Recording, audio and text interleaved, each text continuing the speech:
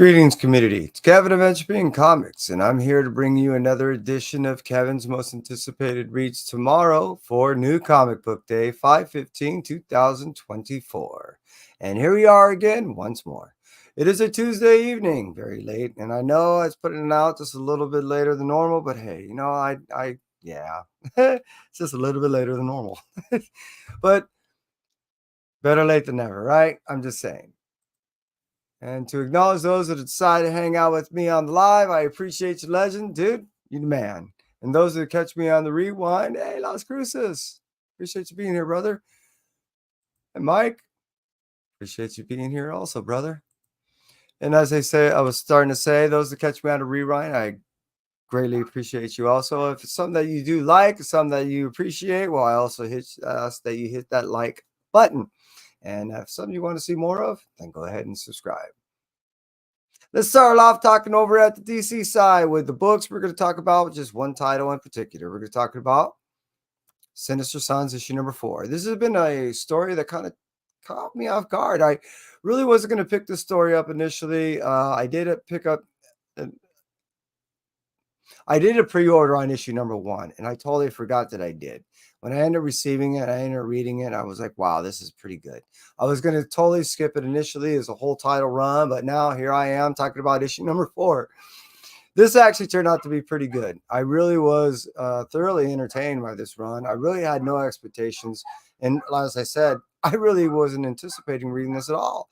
After I read issue number 1, I couldn't help myself. I ended up pre-ordering issue number 2. And as I said before, here we are with issue number 4.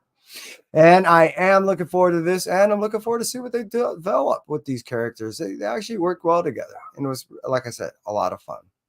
Moving out from DC, we're going to cruise over to IDW. IDW Publishing is going to give us one title also, which is Teenage Mutant Ninja Turtles, The Untold Destiny of the Foot Clan, issue number 3. Oroku is now faced with the head of the old, what is that? Slum dog type. Anyways, and basically what we have is one head leader against another head leader finally getting to meet up, and we're going to have a showdown coming real soon. I am looking for Oroku to go ahead and take her rightful place. I am interested to see what she does. I really been enjoying these titles coming out of IDW with the Teenage Mutant Ninja Turtles. And by the end of this month and the beginning of next, I believe that there's going to be 3 titles coming out, and IDW is just kicking us down with a whole lot of turtle fun. Moving out again from IDW, and we were just talking about Teenage Mutant Ninja Turtles, Untold Destiny of the Foot Clan, issue number 3. We're now going to cruise over to Image Comics, and we're going to talk about Dark Ride, issue number 12. This has been a really fun series and dark. This has been a very sinister series that I've been thoroughly enjoying, and it has been one hell of a ride. All these puns I'm throwing at you left and right. It has been one really hellacious run, and I'm hoping that there's more, but I'm not quite certain after issue 12 exactly what's supposed to transpire. It was leading up to something heavy, and I'm not certain if this is an end of arc or if this is the end of story. Either way, I've been enjoying this run, and I do hope that it goes beyond issue number 12. However, it does finish here. It's been an absolutely joy to read. And moving out from Dark Ride, issue number 12, we're going to talk about Red Coat, issue number 2. This is kind of the second aspect of the launch from the Ghost Machine universe as far as the 3 titles in which that were recently launched. Red Coat, along with I know. You think I've been prepared. Along with the whole Ghost Machine stuff I was just buying myself time. Geiger, and there's the other one with the starts with the red, and I'm doing Red Coat, and it's right there on the tip of my tongue. Anyway, my point being, Red Coat is actually issue number 2. That's kind of jumping off from the launch of the initial Ghost Machine universe, and I'm looking forward to seeing how it develops after this. It's interesting to note that this is all supposed to tie together somehow. And I'm really curious if and when that happens. How, I really don't know. However, as a standalone story, Red Coat is really interesting. It launched itself really well, and all these characters have been coming out of this Ghost Machine universe have been really thoroughly captivating. It's hard to take yourself away from any one of these books when you start reading because how well they are written.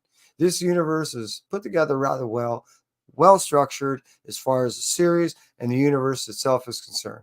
So that's why Red Coat issue number 2 is pretty high on my list. Now let's get out of the Image universe and let's cruise over to the Marvel universe and start talking about a few titles coming out of that one. We have first Amazing Spider-Man Blood Hunt issue number 1. Now this is one of the offshoot stories that is not tied to the main story. However, it is a kind of a significant aspect to it. Of the miniseries that are coming out of the Blood Hunt, I think this is rather one of the more extensive ones. Now, I am looking forward to this, and I don't expect a whole lot as far as a heavy tie-in. However, as far as a tie-in, it's supposed to be one of the heavier ones. I know that sounds like a catch-22 again, but this is the one that I'm definitely going to jump on as far as those side stories are concerned. To me, it seems one of the more significant, along with the Dracula and Blade. It just seems like it's right. Might get me with the Wolverine, though. But again, what we're really talking about is Amazing Spider-Man, Blood Hunt, issue number 1. I'm definitely getting all these red covers, all these sketch, and they're considered the blood red covers.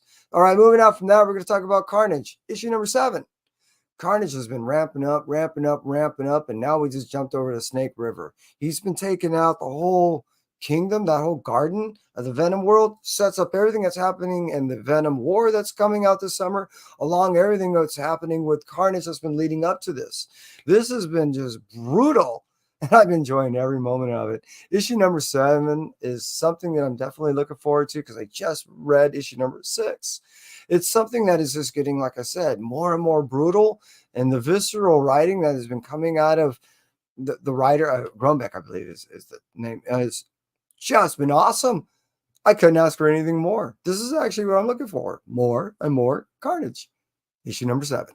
Moving on for Carnage, we're going to talk about Miles Morales, issue number 20. Now, this is also one of those tie-in type things, and Miles' standalone story has been more solid than most out there. Miles, Ghost Rider, Doctor Strange, these have been solid titles coming out of Marvel, and I can't stop reading them. They're definitely on my every month list, and I've been enjoying them, and they've pretty much been on my most anticipated lists every month. That's how solid of a title Miles has been. So issue number 20 is way up there on my anticipated reads, both for how significant of a run it has been and how enjoyable, but at the same point being that it ties into the Blood Hunt series. Moving on from Miles Morales, issue number 20, we're going to talk about Ms. Marvel, issue number 3. Now, as I made mention many times before, this is a collaboration between Iman Vellani and Sabir Pirzada. They also have a giant-sized Ms. Marvel coming out, I believe, in about a month and a half. They've been doing a wonderful job together, and I've been thoroughly enjoying reading the titles that they've been giving me. It's been really interesting to see how well these two work together, and I'm curious to see what she does after this. I know she's having a lot of fun writing her own title of her own character, but I'm kind of curious to see where she goes from here. But until that time, Ms. Marvel keeps continuously being one of my most anticipated reads. Ms. Marvel, issue number 3, coming out tomorrow, 5/15/2024. Moving out from there, we're going to talk about Ultimate X-Men issue number 3 from Peach Momoko. She's been doing a wonderful job on this series, and I can't really express to you enough how unique her storytelling is in comparison to most when it comes to these X-Men titles. What's been interesting to me is that she's been able to isolate these characters and tell you standalone stories as opposed to giving you stories that ties together characters and then ripping apart their identities, how they work in conjunction with one another. She totally goes the other way. If you're familiar again with the Demon Days stuff that she was writing in the past from 2020 to 2021 and reaching in 2022, you definitely have an understanding what I mean in comparison to reading the Ultimate X-Men, the series thus far. As it stands, I'm not really a team reader, but being that she's been writing in these individual ways, I've been reading a team book. Go figure. So that's why Ultimate X-Men issue number 3 is really high on the most anticipated reads for me. Moving out from that, we're going to talk about Venom, Separation Anxiety issue number 1. This is a kind of a story told of old, but renewed, and it talks about characters of old in a new way. We get a character called, I think it's like the Purple Man or something like that, and he has an interesting power that interacts with the symbiotes in an interesting way. And not to give too much away, I'm doing that a lot, ain't I? I will hint at the fact that what we see is a small depletion of a venom we once knew as a whole. That's all I'm going to give you on that one. So again, Venom, Separation, Anxiety, issue number 1 is way up there on my most anticipated reads for me. Moving out from that, we're going to talk about What If Venom, issue number 4. Here we get is What If Venom landed on Loki. I just finished reading of What If Venom landed on basically Doctor Strange. We had an ultimate symbiote Strange. It was pretty awesome. I really have been finding these reads kind of breaking away. When I see these writers break away from the norms and being able to not be tethered down to, canon and all that and just having fun, these reads have been thoroughly enjoyable for me, knowing that they don't have to necessarily adhere to the Marvel Universe as it stands. They can go ahead and make certain violations or augmentations that there be to go ahead and give us a great read. And that's what's been really fun. The What If Venoms has just been cutting loose and it's been really cool. What I really find enjoyable for me is they've been interlinking. So even though the symbiote jumps from here and there, they're not just standalone stories, even though they are stories that kind of interlink in some regard or another, especially when you read it as a series. So that's why, for me, I've been reading as a series and finding it enjoyable, and thus far in that regard. Just saying. Marvel Universe, you've been doing a good job thus far for me. Moving out from Marvel, we're going to talk about Boom Studios, and here we'll finish it out with the last 2 titles. We're going to start off with Briar, issue number 5. Yeah, seriously. Briar has an issue number 5 coming out.